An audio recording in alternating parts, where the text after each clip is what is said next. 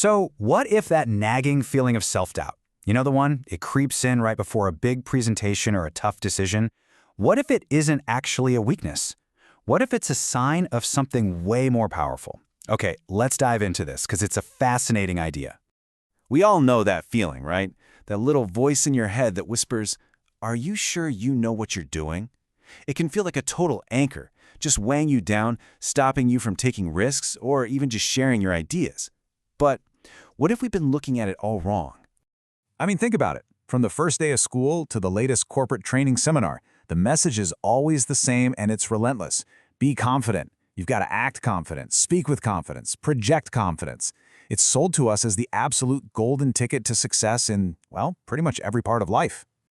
But this is where the whole story takes a really interesting turn. This one statement just flips the entire script. It suggests that the very feeling we're taught to push down and ignore might actually be a sign of greater intelligence. So, how on earth could that be true? Well, the answer isn't just some pop psychology theory, it's a really well-documented cognitive bias. To really get this surprising connection, we need to talk about something called the Dunning-Kruger effect.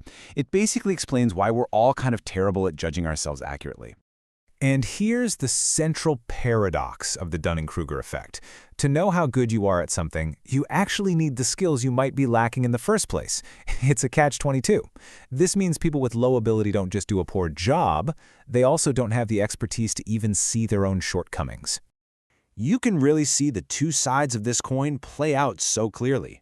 On the one hand, you've got people where a little bit of knowledge feels like a whole lot, and that breeds this massive overconfidence. But on the other hand, true experts are so aware of the sheer vastness of their field, they're far more likely to underestimate their own skills. And when you look at the data, it paints a really striking picture. Just look at that huge gap for the low performers. Their self-assessed skill is way, way higher than their actual ability. But then you look at the high performers. Their actual skill is through the roof, yet their self-perception is so much more modest. They know just enough to realize how much there is left to learn. So what's really going on here? Why do competent people doubt themselves? It's pretty simple, actually. Their expertise gives them a clearer, kind of like a higher resolution lens to see the subject. They see all the nuance, all the exceptions, and the massive territory they still haven't explored.